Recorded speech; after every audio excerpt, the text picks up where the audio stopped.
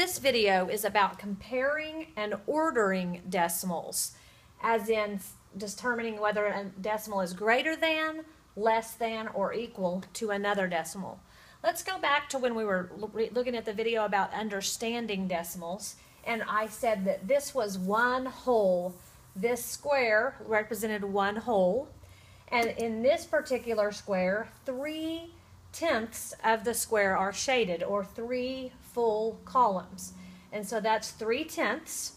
And then we look over here and we can see that 37/100 are shaded, or 3 full columns, that's 3/10, and 7 additional hundredths, that's 7/100. So 3/10, if you look, is less than 37/100. Another way to look at this or to say this would be to say 30/100, and 30/100 is less than 37/100. We have our place value chart again, and I have 3 decimal values in the place value chart. It's pretty easy to compare decimals when they're in the place value chart because everything's already done for you. But here are the steps to compare decimals when you don't have a place value chart in front of you. Step 1 is to line up the decimal points of the numbers, and you'll notice these are all lined up, the decimal points all in the same place because it's in the chart. Step 2, if you need to, add zeros so that the numbers have the same amount of digits. This one has 3 digits, this one has 3 digits, and this one only has 2. But let me show you, adding a digit here, adding a 0, doesn't change the value at all, and it makes it a lot easier to compare. I can just look at those 3 numbers, not even thinking about the decimal. Which one's the smallest? 105, 150, or 160? Well, the smallest is 105. So 105 thousandths is our smallest value. And our next smallest value is 150 thousandths. And our largest value is 160 thousandths. So, to compare, you line up the decimal points and add zeros so that the numbers have the same amount of digits if you feel like you need to. And then you compare the digits starting with the highest place value. And in this case, tenths were the highest place value. And notice they're all ones there. So if they're all the same, we need to go to the next place value to compare until we get to where one's different.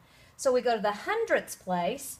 This is a 0, this is a 5, and this is a 6. 0 is clearly smaller than 5 and 6, so this is the smallest value. And then again, this is the next one because 5 is smaller than 6. So you can compare using the place value chart, or if you'll follow these steps, you don't have to have the place value chart. So this is just a reminder from the board prior to this that you line up the decimals to compare. You add zeros if necessary or if needed, and you compare them at the highest place value. So let's compare 4 and 52 hundredths and 4 and 6/10. Now I will tell you a very common mistake, or what I like to call a good bad answer, is that students will look at these two numbers and they'll say, well, this one's bigger because it has more digits.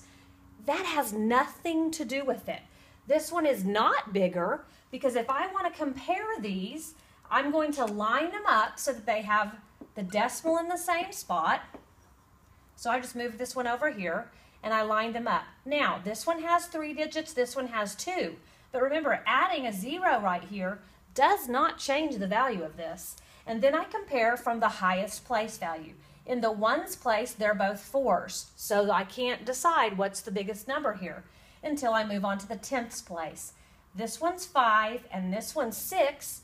6 is larger than 5, therefore 4 and 6/10 is the larger number. Or to read this from left to right, 4 and 52 hundredths is less than 4 and 6/10. Again, I want to make sure you understand, it is not about which of these has more digits. That has nothing to do with it.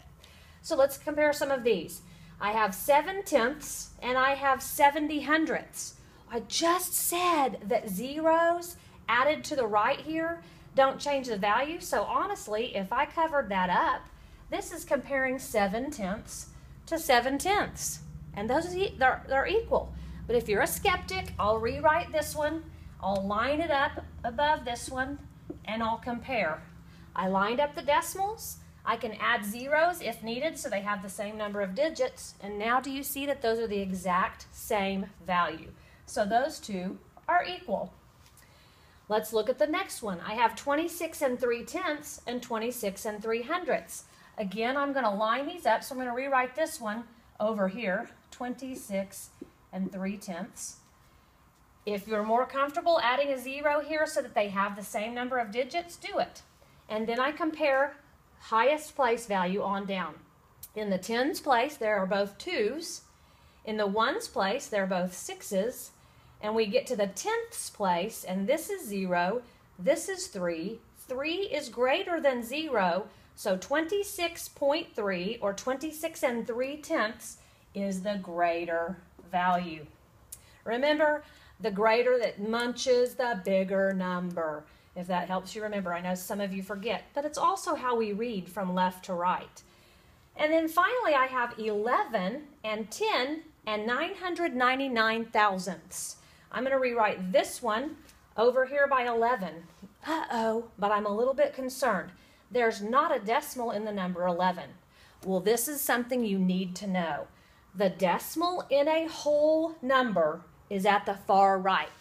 The decimal is always there in any number. It's just that whenever it's a whole number, it's invisible. So in the number 11, 11 whole, the decimal goes here. And so now if I were to line these up, 10.999 and 11, in fact, I'm going to write them over here. 10 and 999 thousandths and 11, and there's where my decimal goes. Add zeros if you need to so you're more comfortable comparing. And then we compare from the highest place value. In the tens place, there are both ones. In the ones place, this is a 0 and this is a 1. 1 is bigger. So that means 11 is the greater value.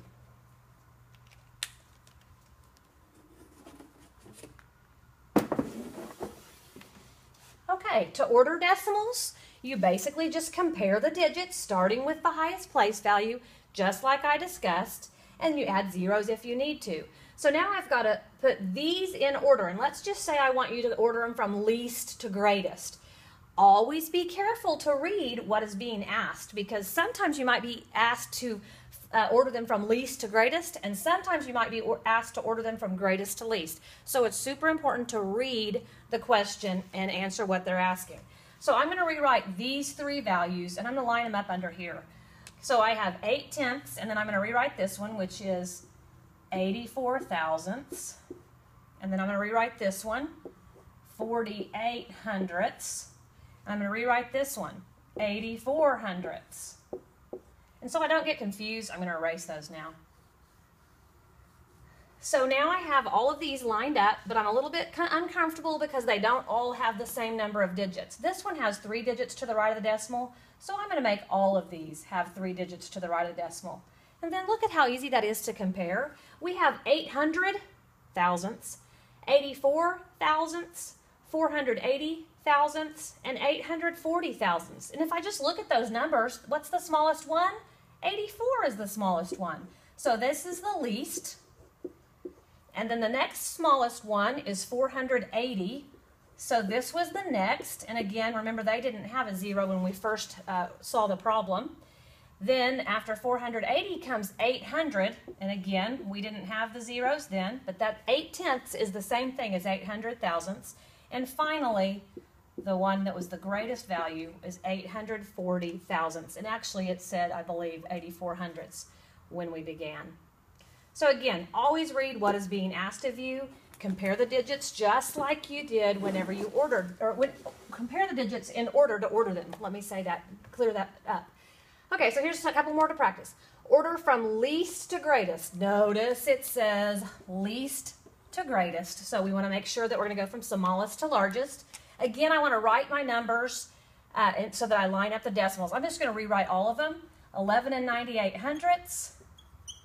11 and 908 thousandths. Do you hear how I'm reading those decimals properly?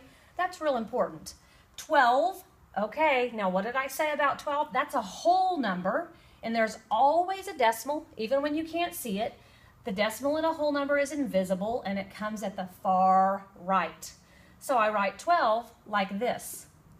And then I have 11 and 9/10. One of the reasons it's so important to read decimals properly is because if you can read them properly, you can write them like fractions, which is something we're going to do later on. Okay, so again, if you're not comfortable, because these don't all have the same number of digits, I can fill in, if my marker will work. And now I'm comparing. Remember, I go from the highest place value first. Well, in the tens place, those are all ones. And so I don't know what's the smallest number yet. In this place, this one's a 2. I know that's the biggest number. Right now, I already know that that's the biggest number because it's a 2 when all the others are 1s. So I'm going to say I know that it comes in 4th place because I'm ordering from least to greatest. So this is going to be the last one on my list. All right, so now I have these to compare. I get to the 10th place, and they're all 9s. Then I get to the 100th place, and this is an 8, and both of those are 0s. Well, 8 is the next biggest number then, and so I know that this one, 11 and 98/100ths, is in position 3. Remember now, I'm having to go backwards because the smallest one is going to be, is it going to be 908 or 900? Well, it's going to be 900 because the 8 is bigger than this 0. So 11 and 9/10ths, this one, is the smallest. And 11 and 908 is the second smallest. So the order goes 11 and 9/10ths, 11 and 908 11 and 98/100ths, and 12. And this time it says order from greatest to least. So again, notice that it wants you to order from greatest to least. So I'm going to try to go from the biggest number first. I'm going to rewrite. I'll rewrite them and I'll line them up under here. I've got to line up the decimals. This is one whole. Remember where the decimal is in a whole number. It's at the far right. So here I'm going to have one that looks like this, and then 11/100ths. So I've lined them all up. It's real important that everything's lined up so you can see the place value. I'm adding some zeros. Okay, if you want to, you can add zeros out front. I'm going for the largest number first. Well, 1 is the largest number because it's the only one that has anything in the ones place. So 1 whole is the largest number. And so I'm starting with the greatest. So my order is going to be 1. And then my next largest number, I'm going for the greatest. So I look to the 10th place. There are zeros here and a 1 here. This is larger. So this is my next largest number, which is 11/100ths. Remember, I'm going from greatest to least. So now I've taken care of this one, and I've taken care of this one, and so I'm just comparing these. Look at this. This is the number 10, and this is the number 1. Or if I'm looking and I'm comparing, that this is a 1 in the 100ths place, and this is a 0, so this one's larger. I almost confused myself there for a minute. So 1/100th is largest, and then the very smallest number listed is 1/1000th.